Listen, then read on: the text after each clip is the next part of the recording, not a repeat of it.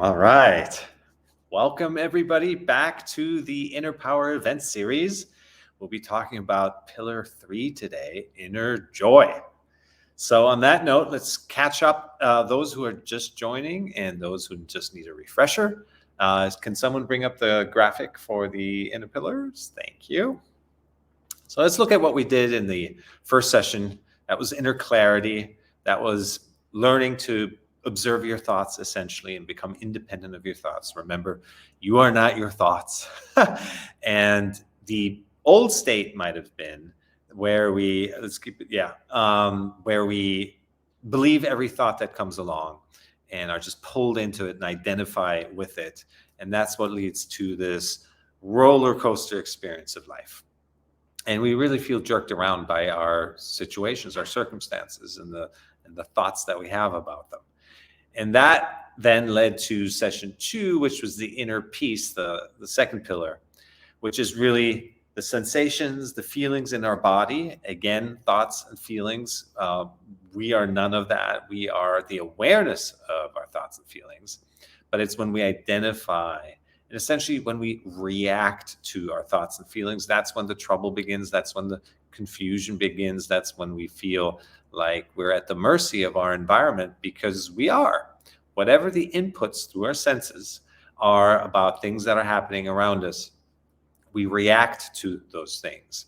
And we react to the thoughts about those things happening, and we react to the feelings that arise as a result of the circumstances. And when we're in this reactive state, we don't make good decisions. In fact, we are really reacting to the past and are in continuous resistance to what's happening. So in a state like that, we're not clear-headed. We're not connected to our inner voice. That's even more important, because that is where our true guidance comes from. That's when we feel like a situation resonates or it doesn't resonate, and that's our internal GPS. But when we're cut off from that, and instead we're subjected to all these outside voices telling us, do this, do that, you should be this, you should do that. That's when we get pulled in all these directions, and we're at the mercy of our monkey mind that is really jumping from one thought to the next, from one branch to the next. One day, one thing seems like this is it, you found the solution. And then the next day, you just change course and jump to another idea and think, no, that's it. And so I've mentioned this before, it's quite a miracle that we get anything done when we're just living through the mind. But ultimately, even though we're kind of getting things done, it never really feels fulfilling, never really feels like we get anywhere, right? Because we're doing all those things because we're hoping to become happy and fulfilled by achieving these goals that the mind tells us that we need to achieve for happiness, that society conditions us to believe that once we have all these pieces in place in our environment, that then we'll be happy in a permanent way. Yet that's when we realize that anything on the outside, in the external, that we achieve is impermanent. And that's because life is impermanent, and anything we experience, any highs, but even the lows, right, is passing. This too shall pass, right? We've all heard that before. And that's also something that you can, once you incorporate and internalize that more deeply into your being, then that actually helps you to stay more in the flow of things, knowing that, well, that's happening right now. And so you appreciate it while it's here, but let go when it fades. And when it comes to negative things, you like, yeah, that's not feeling so great right now, but this too shall pass. And you can take a more balanced and continuous learning perspective that really helps you live in alignment with life's unfolding. Things are not static. Our emotions are not static. Our thoughts are not static. Things around us are not static. There will never come the day where you just have all the pieces in place for your happiness and they just stay in place. They might for a little bit, and acknowledge and enjoy while you can. Be grateful as it is when it happens, and then it'll fade again, and new challenges will come along. Why? Because life wants you to grow. These challenges are here to challenge you to grow, to come out of your comfort zones. Tony Robbins often uses the term, you're not meant to feast at the table of success for very long. I like how he says that. And so we need to really start to adjust our lens on life and to recognize that we are here to grow. We're meant to come out of our smallness, out of our limitations. Ultimately, every belief is a limiting belief because we're taking everything that's possible and we're just kind of believing this piece and just a few slivers of what's possible. And then we think that's reality. And then we try to find ourselves in this small subset of what's possible. And that's not how we find ourselves. And that's not really how we learn to be one with the happening, because we're only separating ourselves through these beliefs and these definitions and these labels. So these are the things we've talked about in the last few sessions, our thoughts and our feelings. And today we're going to look at how to really use that. We looked at thought awareness meditation in the first pillar, and then we moved to body scanning in the second pillar. Today we're looking at how those two practices lead to inner joy. So here we have inner joy raises your internal frequency and teaches you how to maintain a high vibration. So these pillars all build up on one another. You can't really isolate one from the other. I've broken it down like this because there's a steady accumulation of awareness, essentially, that one leads to the next. So just to explain this in more detail, you move from we can leave it off. Thanks. You move from inner clarity, which is your awareness of your thoughts. Every thought that comes along has a weight attached to it. Even positive thoughts, there's a weight. Some are heavier, some are lighter. Negative thoughts have a weight. Some are heavier, some are lighter. Some of the more heavy ones we can feel, right? There's a certain weight to it. But once you're a good meditator has experienced the weight that is associated with each thought. So every thought that we give our attention to, we assume that weight. We become that thought, essentially. We integrate the weight, the charge, if you will, of that thought into our internal makeup. So the sum total, the accumulation of all the thoughts that we give our attention to, that becomes our frequency, right? And so every thought's weight, i.e. frequency, becomes integrated into our body. And the more weight we assume, the lower our frequency gets. Even high vibrating thoughts. Most of our thoughts are actually negative. That's just, you could look that up. There's, I think, 70% or more of our thoughts are mostly negative. And it's just probably due to the mind just reeling and veering off into past and future and worry and anxiety and predictions and projections. And there's just an unnatural state that we get into when we live through the mind and try to control and steer everything. And nothing is controllable and steerable in life. It has its own way. There are much larger forces at play that we can't control. Just a quick hi to everyone on the chat here. I see worry and anxiety are my best friend.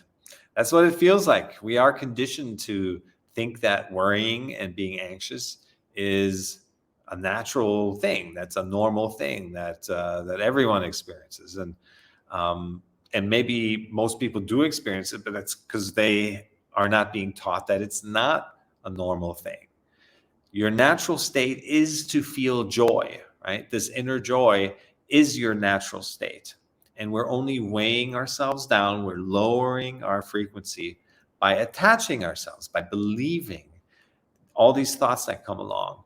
And the vibration of those thoughts, the weight of those thoughts, as I like to call it, gets incorporated into our sum total of our energy, and it just creates a weight that pushes us down.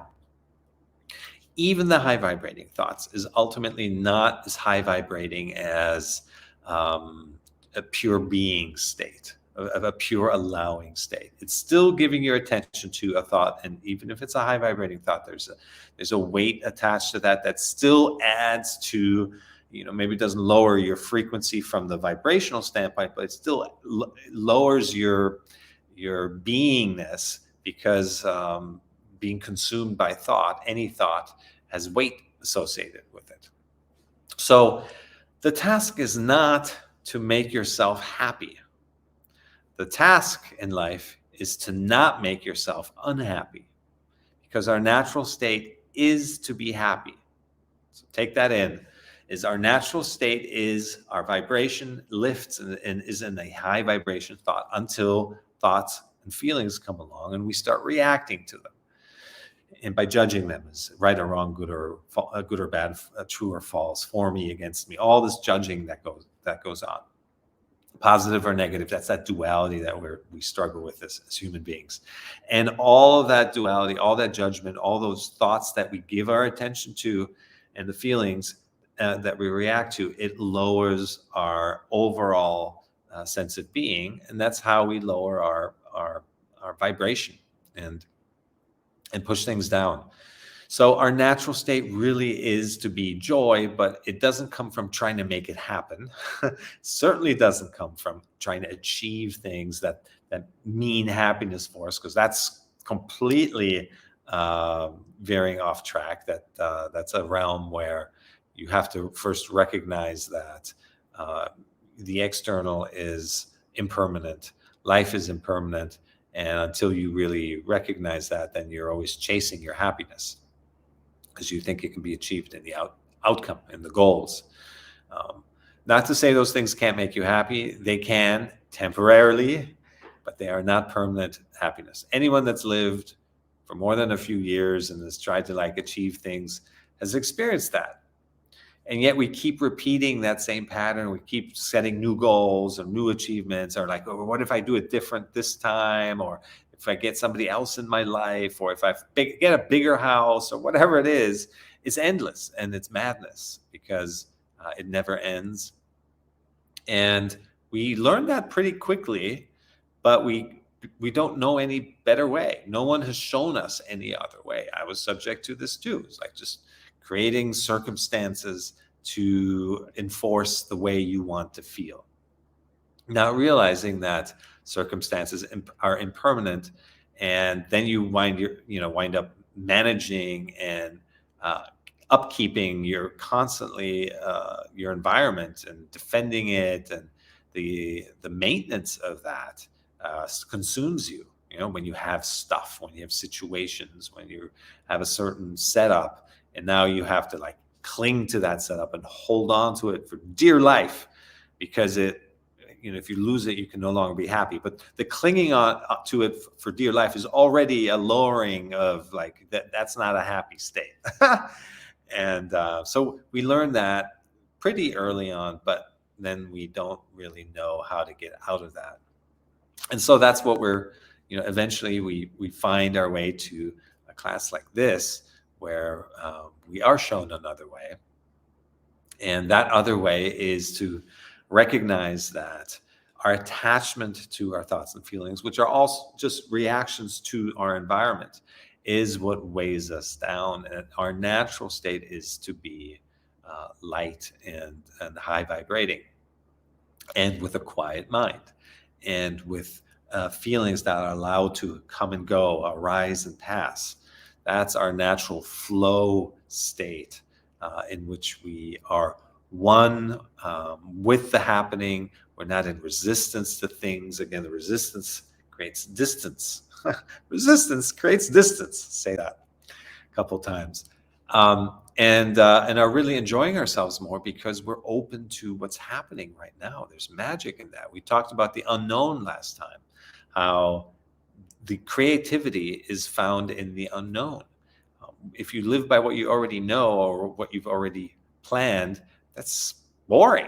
And even if you've got it set up pretty well, if life doesn't bring change, you yourself will flip the table of your comfort zone and just create that change, invite that change, because something in us wants to keep growing, keep living, keep experiencing life, right? And just keeping things the same is worse than death in a way.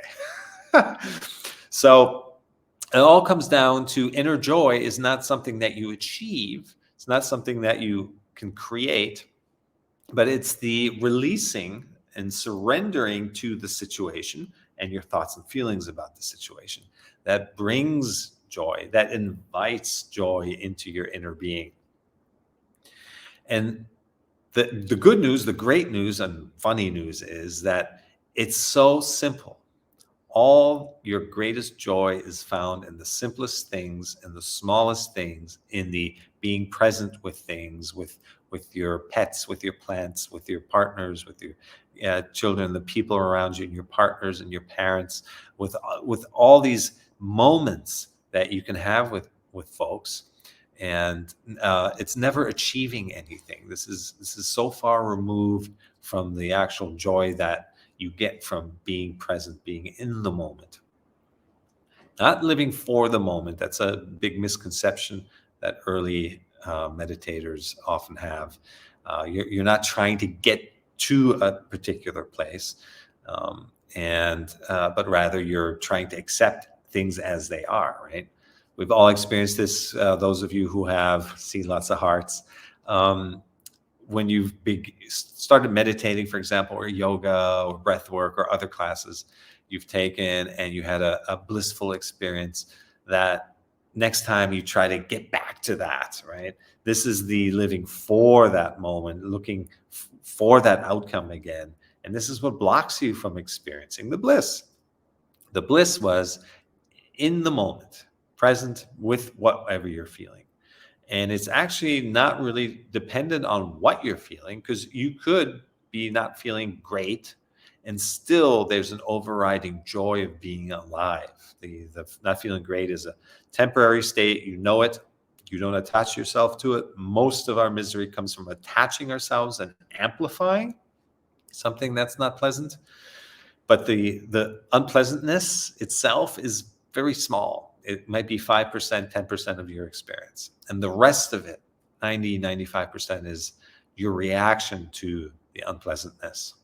So once we let go of the unpleasantness, which is something you can practice through awareness, as well as the acceptance and the surrender to seeing things as they are, then you're really just experiencing your feelings plainly, watching them come and go, watching your thoughts come and go, arise and pass. And things become so much easier. You're no longer lingering on that moment and trying to replay it and whatever, wanting it to be different. Nothing has ever changed in the history of all existence from that's already happened from you wanting it to be different. It's already happened. And so it's a form of madness, really, that we keep being resistant to something that's already done and gone. But that's the mind, right? It wants to control. It thinks it can retrospectively reframe things and replay things. And next time this happens, I'm going to do it differently, or I'll respond to it this way. And it tries to anticipate the future, which this is one of my favorite questions is, if I asked anyone, can you predict the future? Of course, your answer would be no. No one can predict the future. Yet the way we're conditioned to live, especially in the West, it's as if we can predict the future. Make your 5-year plan, your 10-year plan, or wherever you want to be, and then live by it and use your willpower to execute. And we put so much pressure on ourselves, and we look at our age and compare ourselves to others, and we're constantly validating what's happening around us and how others are doing and where we should be at this time, putting so much pressure on ourselves. It's a mad form of living. As long as we are still human, we are always juggling with duality. Well, it's a question of degrees. Everything is a question of degrees. And if you can invite just a few degrees of relief, right? 5% less identification with duality, 10% less identification with duality. By duality, I mean judgment, right? Attachment to things being right or wrong or good or bad, and just allowing things to be basically just experiencing things, no longer having this incessant need to label and define and control and think you want to know something. When you come out of that wiring, then you come out of duality. And if it's just 5% relief, that's tangible, that's noticeable. I mean, just imagine if I said, would you want 5% less misery, less suffering, less pressure, less anxiety, less headache, right? You'd say, of course, give it to me. I'll sign me up. Well, you can achieve that, and you can achieve much more than that. So it snowballs on itself. It builds on itself as you start the process of unlearning what we've been conditioned by, these layers of limiting beliefs and repeating behaviors. Then that creates a certain type of momentum of its own. It's an upward spiral. And then a little more awareness leads to greater awareness, being lost in thought a little less, catching yourself a little sooner. All of these are little gradual improvements, but they build up over time.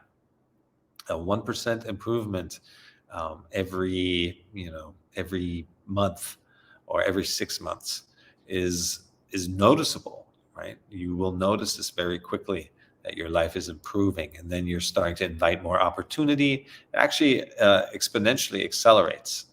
So it's not, initially it's hard, but it's not a having to trudge through the mud forever type of experience, this awakening, enlightening process. But for some it's quicker, for some it's slower, but everyone can get there. It's up to you. It's a one-to-one relationship. How much do you want to put in? And that's what you'll get out. If you want to keep distracting yourself, that's fine. There's no judgment there. Just recognize more and more, okay, this behavior is really, I'm running away from myself, or this behavior, really, I'm distracting myself from looking at myself, or from spending more time with quality me time, or even meditating. And what am I doing to my body with certain behaviors, and consuming certain foods and toxins. So all of this, the more the awareness around yourself and your existence grows, the more that becomes the center of your attention, and then it just grows exponentially from there. So wonderful. All right.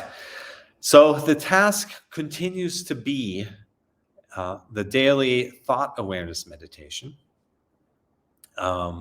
Being aware of your thoughts. Again, it's gradual. It's not a switch that just flips and suddenly you're independent of your thoughts, and you just see them come and go. And you'll have good days with this, and not so good days. And that too is the acceptance, right? This is the big paradox of life, is that you don't calm a busy mind by wanting it to be quiet. You accept that it's busy, and that's what makes it quiet down. So learning to just accept things as they are, see your thoughts as they are, that's the practice. And that's when you're in meditation and you're just noticing, trying to keep your attention on your breath, but you're noticing the thoughts come in and pull your attention away. Just notice. Just notice, notice, notice. And whenever you notice, bring your attention back to where you want it to be. In this exercise, it's on your breath. We'll do a combined session of this breath work in just a moment, along with the body scan. So again, the body scan is your sensations that show up in your body throughout the day. It's, again, not just sitting in meditation as an hour or half an hour or 15 minutes every day, in the morning or in the evening, but rather that's a practice session for a state that you want to bring into your life, into every situation, so you can keep a calm, level-headed presence.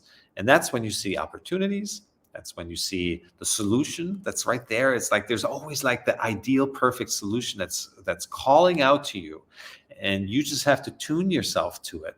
When you're lost in thought, or you're reacting to your feelings, or you're in resistance to the situation, you're not in tune with it. You don't see it. You don't hear it. But when you're not reacting, you're just noticing sensations and the information they leave behind, right? This resonates, this doesn't resonate. Or you're observing your thoughts about a situation without getting identified with them. It's the identification with thoughts that really pulls us into this getting lost in thought state, where we're really not here anymore. We could be in the most amazing situation. I remember going to concerts, big music lover, and I remember there was a time when I was going to a lot of shows, and just like everyone else, I was, holding up my flip phone at the time, maybe trying to record something, but also just being like, even in the front row, I would still get lost in thought about who knows what was going on in my life. And then I'd snap out of it again, and I'd be so upset at myself that I'm here in this amazing environment surrounded by thousands of people, and I'm watching this incredible show and these artists with their music. And my mind is just, half the time that I'm there, my mind is somewhere else. And it was so frustrating. So when we're lost in thought, we're not really alive. We're not really here. We're not experiencing anything around us. So we can't even make a good decision. We can't even see the opportunity that's there. So this is what we're wanting to come out of, this constantly being lost in thought and imagining past and future and getting all anxious and jumbled up about it. And then also being in constant reactivity to our feelings about some situation that we keep replaying, we keep lingering on. This is the mud, this is the misery, the low frequency that pulls us out of our natural state of joy.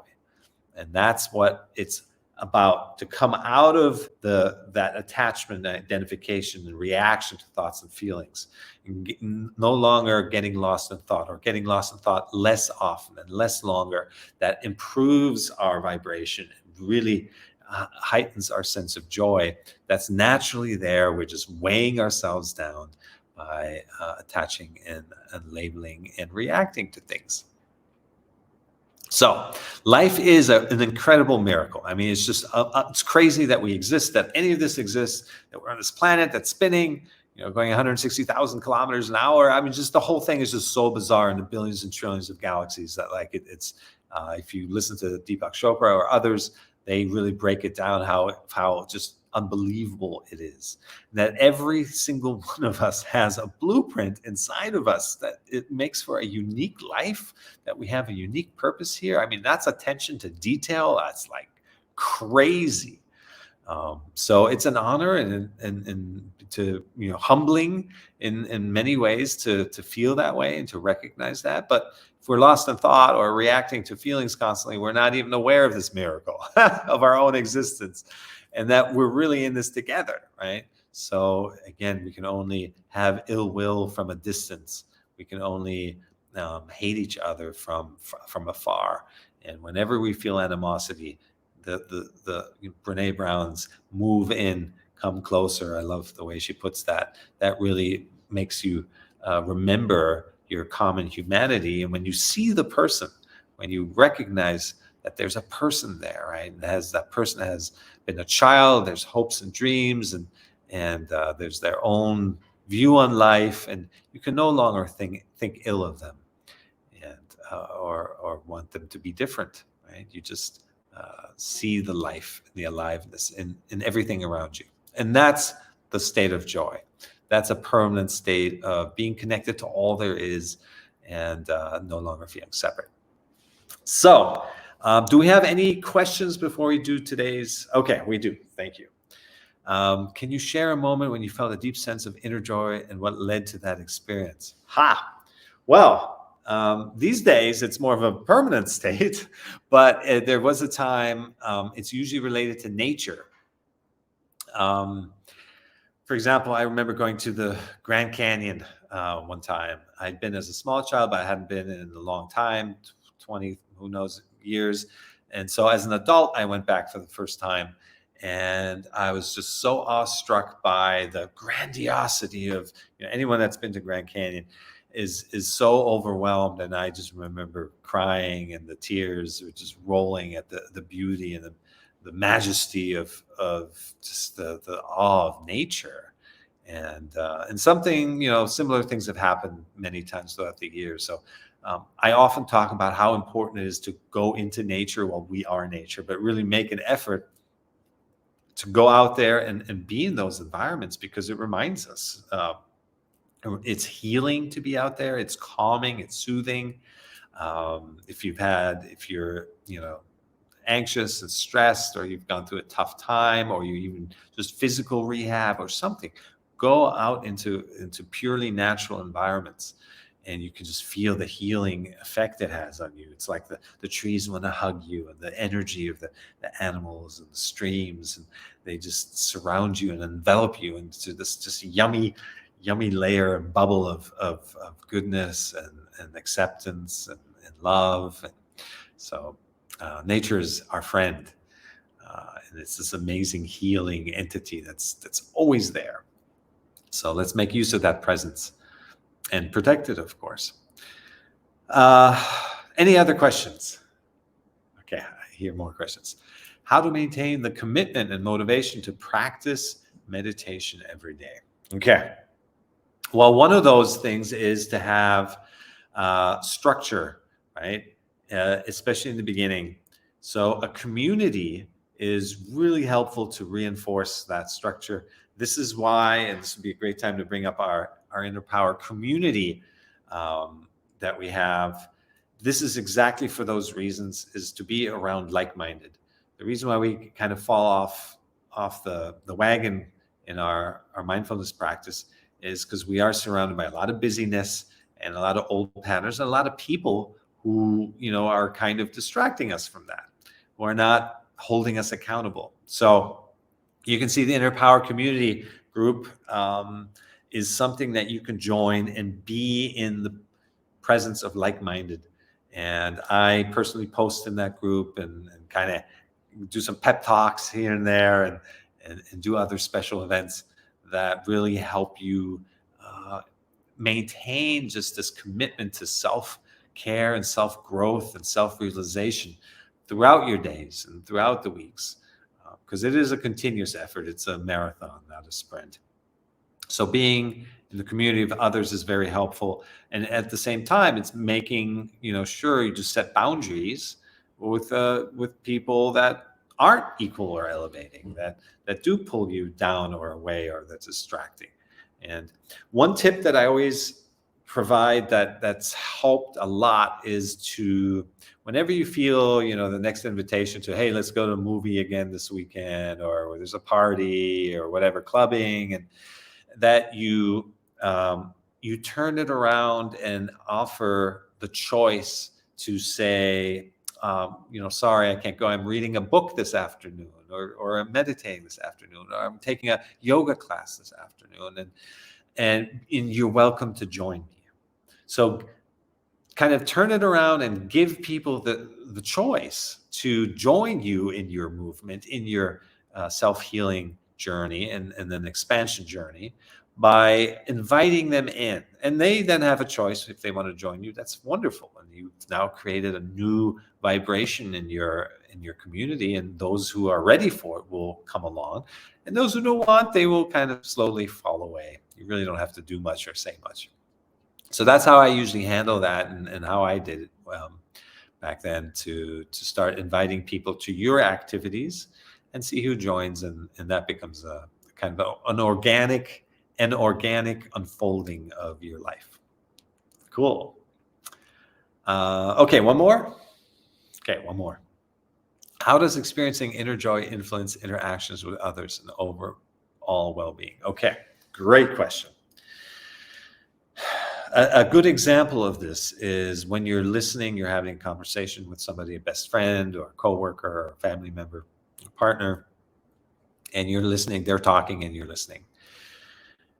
If you're running everything that they're saying through your own mind and your own filters, your own truth structure, you're validating everything they say about what they believe in and comparing it to your own beliefs, this is where you start to weigh yourself down again. And the natural joy, the high vibrating joy, starts to get pulled down, because the inputs that are coming in, what you're hearing, what you're seeing, is you're getting involved in this judgmental action, this layer of of defining and labeling and validating and getting really mental about it. And you're actually taking attention away from the other person, which they experience. They can tell just how much you are there. You may have a really good friend, and what makes them a good friend? Well, usually it's that they're able to listen and without judging you, right? We can feel it when we feel judged, and it's subtle, but you can tell when somebody's running what you're saying through their own mind, or if they're just truly holding space for you to express yourself. So there's an example of if you maintain the clarity of your attention and you're just holding space and being there and allowing the other person to feel heard and express themselves and hear themselves think, right? They're just learning about themselves ultimately. That's what's happening. To give them the space to do that, there's that high frequency is maintained, that you're basically sending them joy and compassion and love and understanding, and I'm here for you. That's what's coming back at them. That's the energy you're gifting them with. And so that's the inner joy that also makes you feel great. This is, in many ways, I often half joke that meditation and your mindfulness practice is primarily about yourself. And the end result, the consequence is that others will feel uplifted as well. But you have to nurture yourself first. You have to take care of your own thoughts and feelings. And when you do that, then you exude that joy and that happiness, and that affects others. They pick that up in whatever way they're able to, and then they take it and incorporate it in as much as they want to and can at that time. So you're never judging them. You're just being yourself. You're standing firmly in your joy, in your vibration, in your inner truth, and allowing everything to be around you without wanting it to be different. This spreads a high energy of acceptance, and people want to be part of that. They want that for themselves. So that's an example of using really that inner joy. Maintaining that inner joy starts to spread all around us and just uplifts everyone. So I hope that that was helpful. And I think that's it for questions. Yep. Okay. I'm getting the signal. So we will spend the rest of today's session doing another pass, the two-part meditation, first starting with our thought awareness for a few minutes, then moving into our body awareness. And that's where we come out of our attachment and identification with our thoughts and feelings. That automatically starts to lift our mood and helps us to come out of anxiety and depression and so forth. Are we ready? All right. Yes. Natural state is our happiness, Stephanie. Okay. Let's find a comfortable position. Spine straight, bones stacked. And with our eyes and mouth closed, focus on the incoming and outgoing breath at the entrance of your nostrils.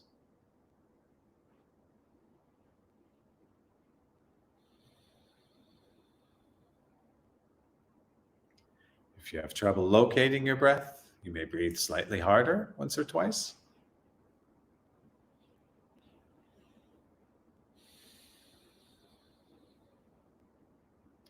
And once you feel the touch of your breath, return to natural breath, normal breath.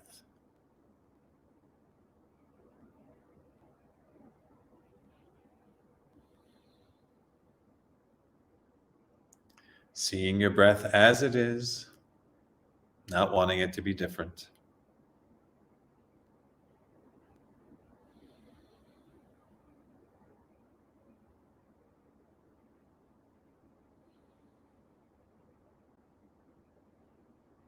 Let the detail of your breath pull you in closer, closer into presence.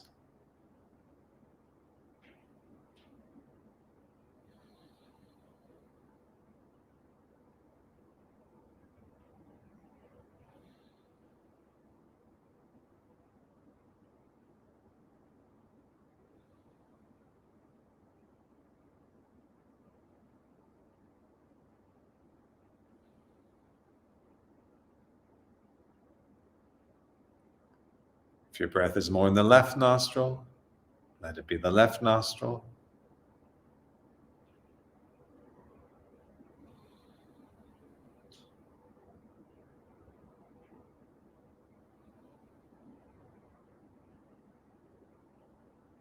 If it's more in the right nostril, let it be the right nostril.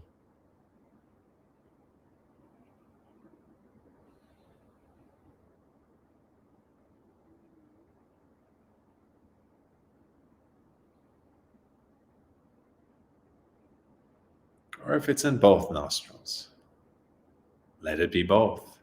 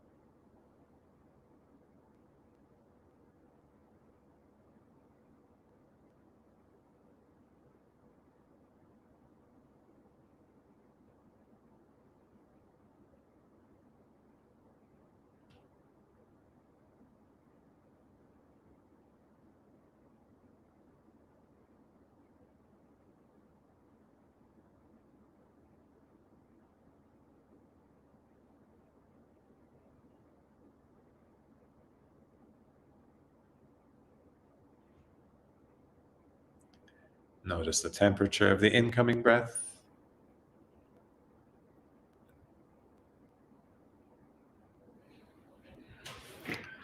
Notice the temperature of the outgoing breath.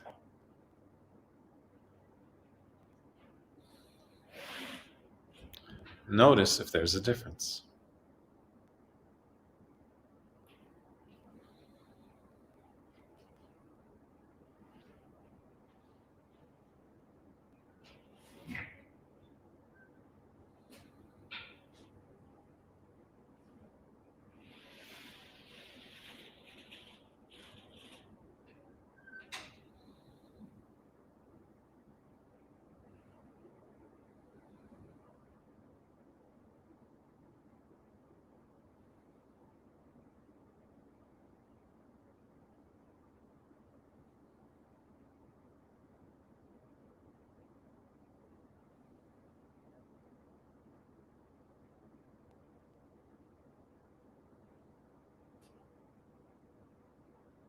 Notice the pace of the incoming breath.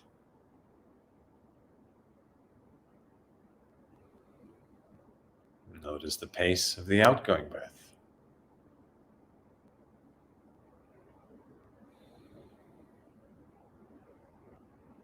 And notice if there's a difference.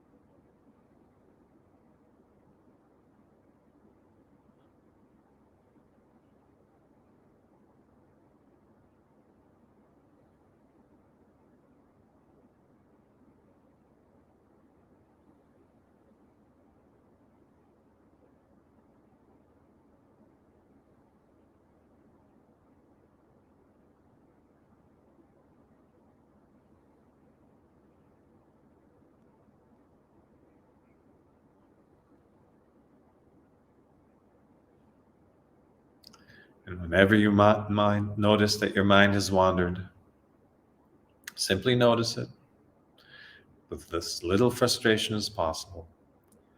Bring your attention back to the incoming and outgoing breath at the entrance of your nostrils.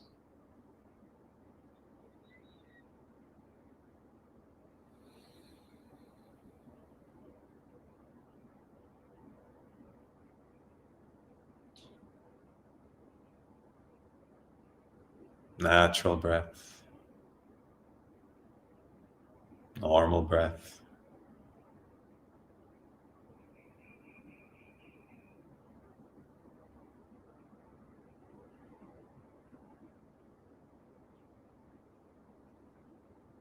seeing your breath as it is without wanting it to be different.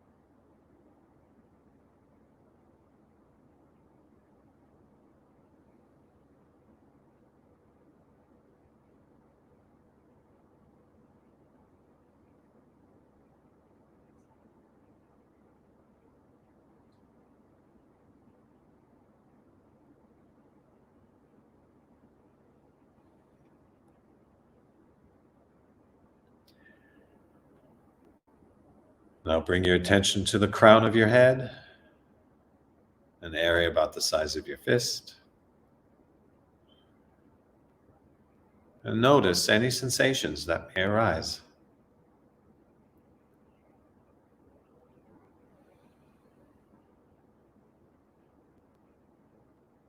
Could be a tingling sensation or a tickling sensation, a prickly sensation or a stinging sensation. Could be a feeling of ants crawling. Could be pressure or lightness, heat or cold. Any sensation is a valid sensation.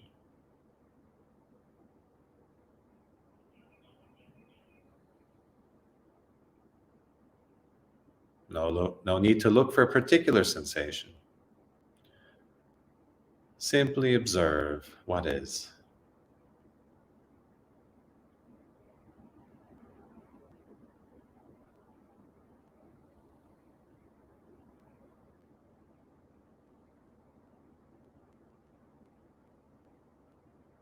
And if you feel no sensation at all, that's all right too.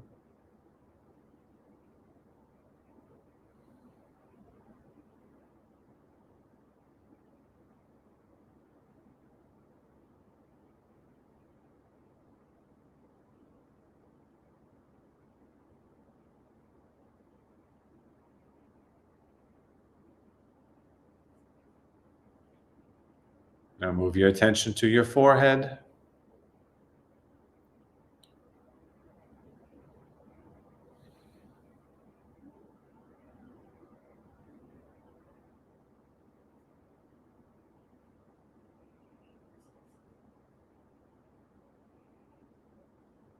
And bring it around to your left side of your head.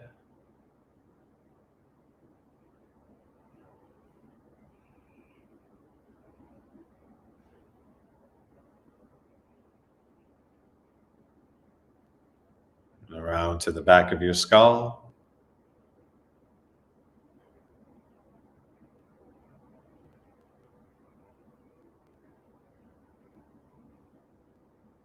And the right side of your head. Always noticing any sensations that may arise.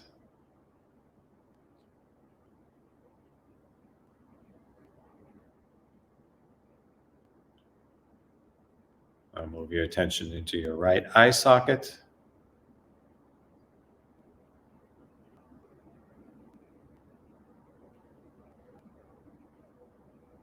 Over to the bridge of your nose.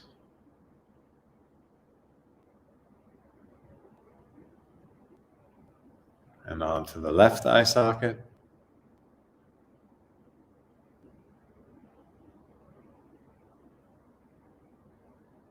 Down to your left cheek.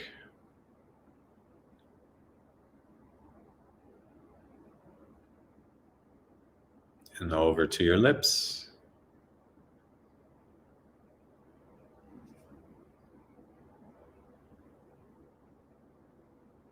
And on to the right cheek.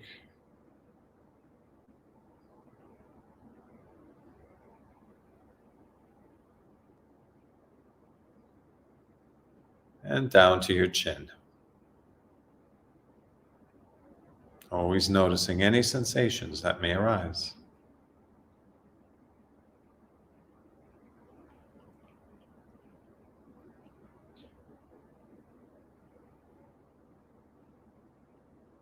Now moving down to the front of your throat.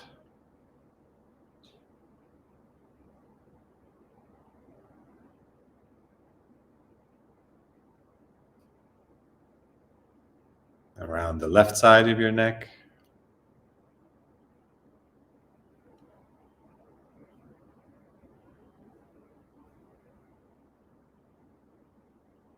And the back of your neck.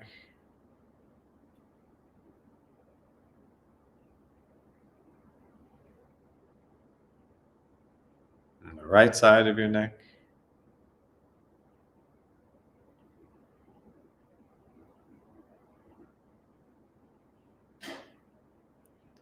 Moving down into your right shoulder.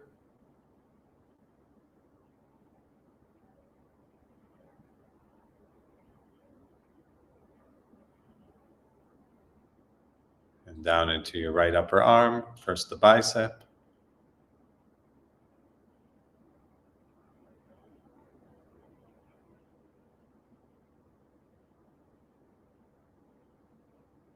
And then around to the triceps.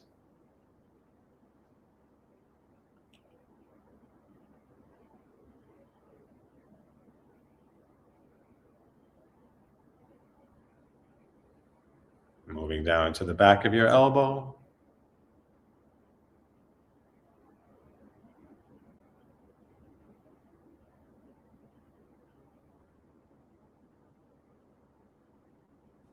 Around to the inside of your elbow.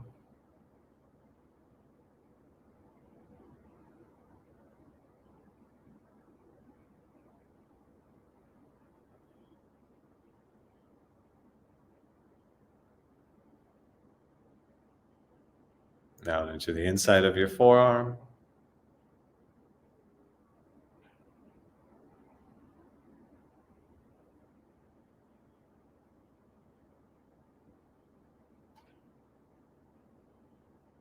And around to the back of your forearm.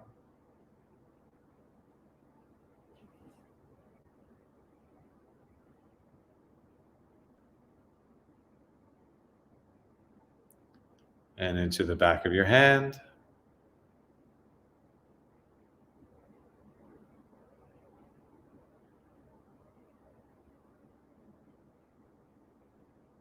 And the palm of your hand.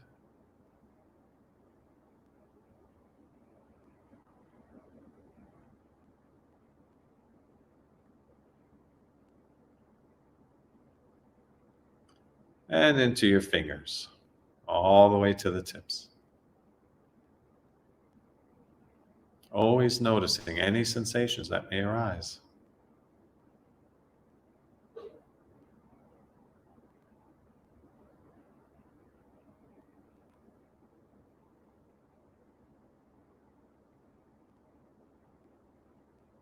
Now bring your attention to your left shoulder.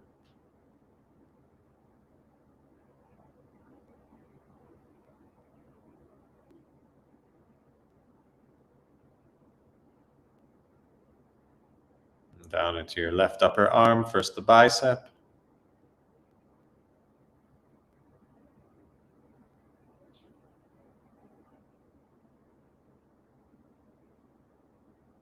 Around to the tricep.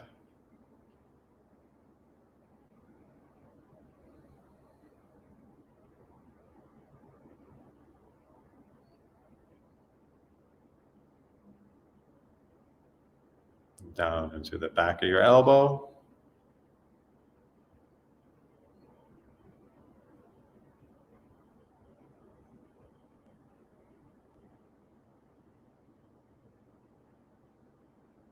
Now the inside of your elbow.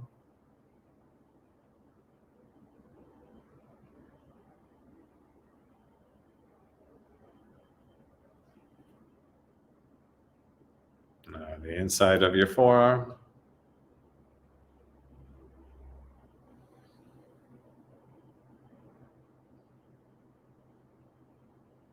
And the back of your forearm.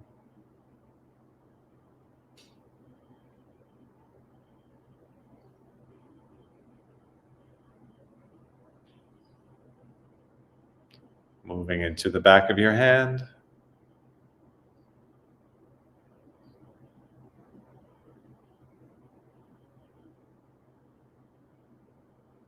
Around to the palm of your hand.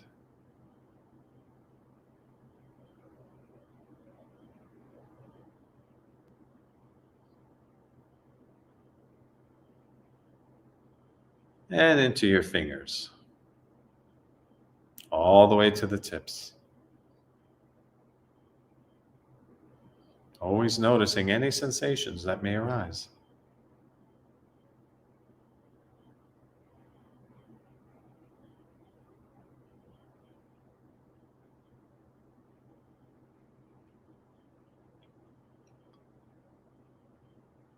Now bring your attention to your left upper back. Slowly, evenly, scan left to right.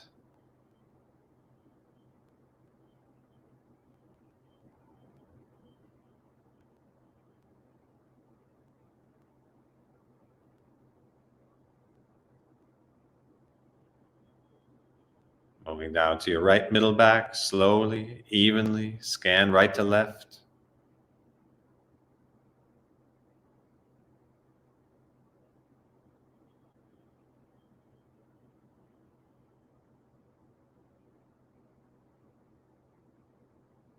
Moving down to left lower back. Slowly, evenly, scan left to right.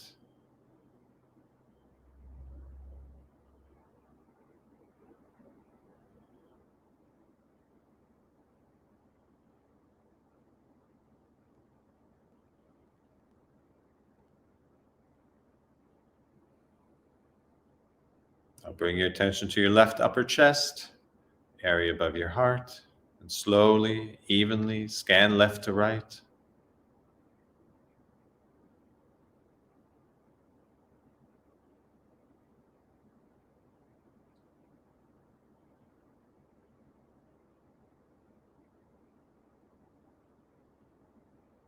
Moving down to your right rib cage, slowly, evenly scan right to left.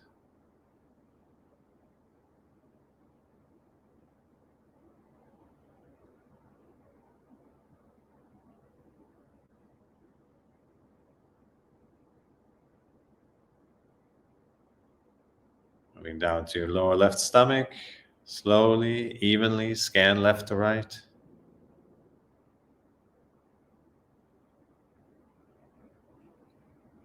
Always noticing any sensations that may arise.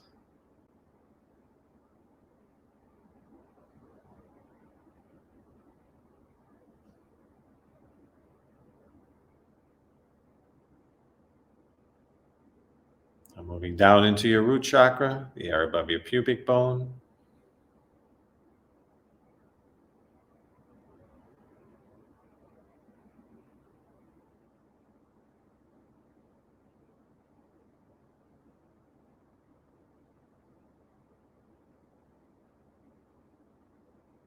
And gradually move your attention over to your left hip.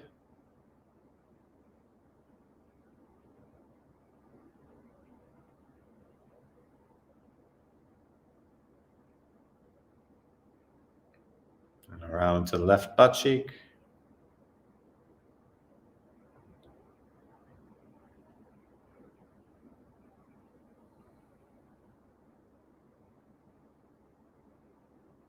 And onto the right butt cheek.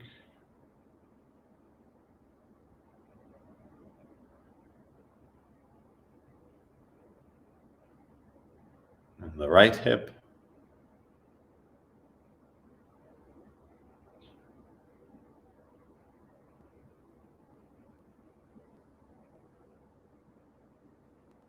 Moving down into your right upper leg, first the front.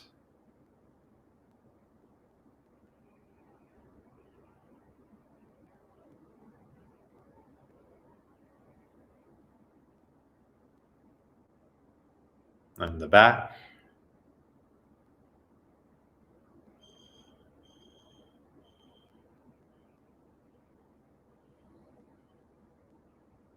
Moving down to the back of your knee.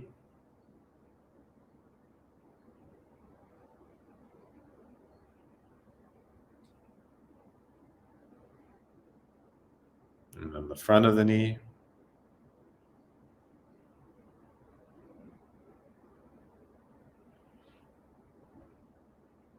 Moving down to your right shin.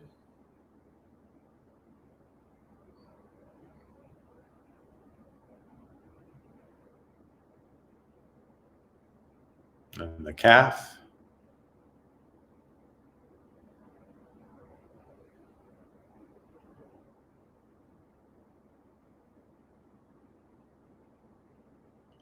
Now starting with the heel, slowly, evenly scan across the bottom of your foot.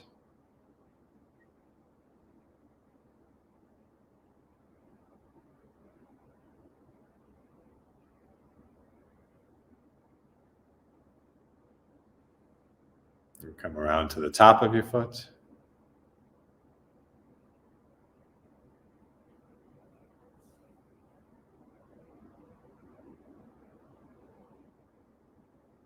Move your attention into your toes, all the way to the tips.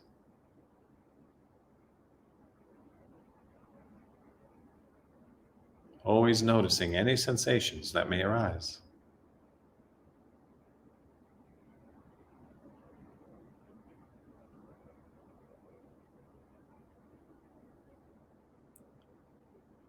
Bring your attention to your left upper leg, first the front.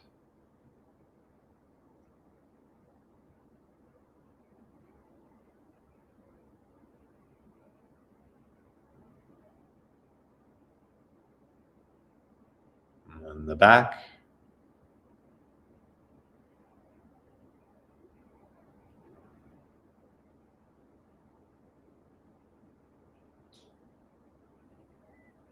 Moving down into the back of your knee.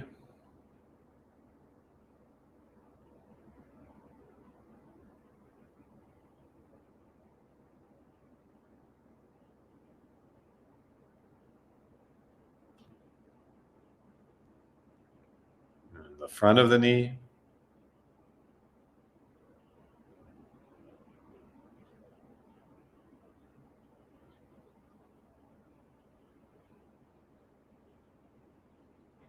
And down into your shin.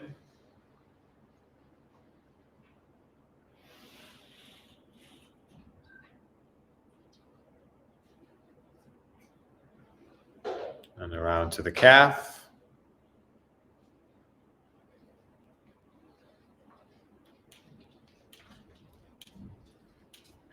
And starting with the heel, slowly, evenly scan across the bottom of your foot.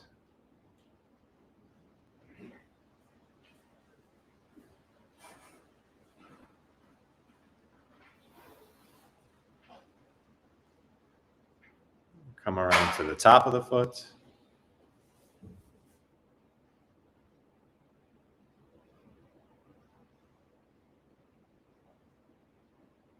And into your toes, all the way to the tips. Always noticing any sensations that may arise.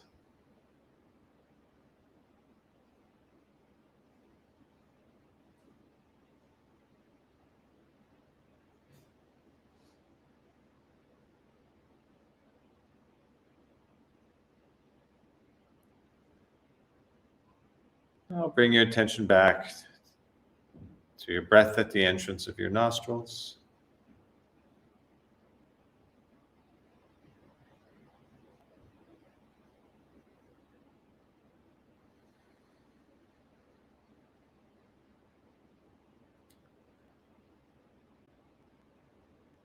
Slowly, you may open your eyes, relax your posture.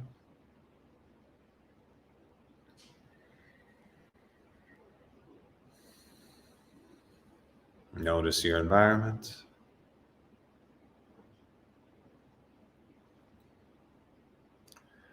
Notice yourself in your environment.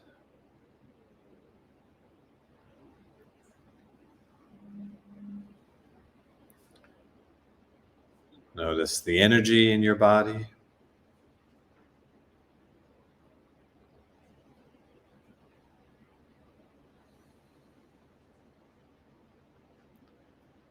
Notice your aliveness.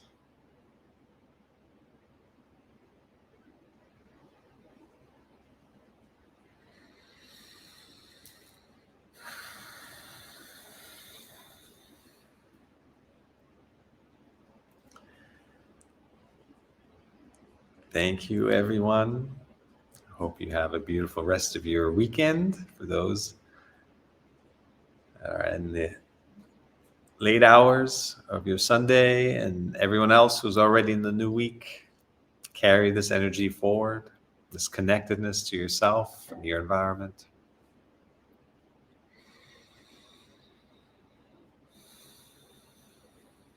Next week, we're going to discuss how all this leads to inner fire, inner passion. So maintain your daily practice, join the inner community if you want a supportive environment, and we'll see you next time. Thank you.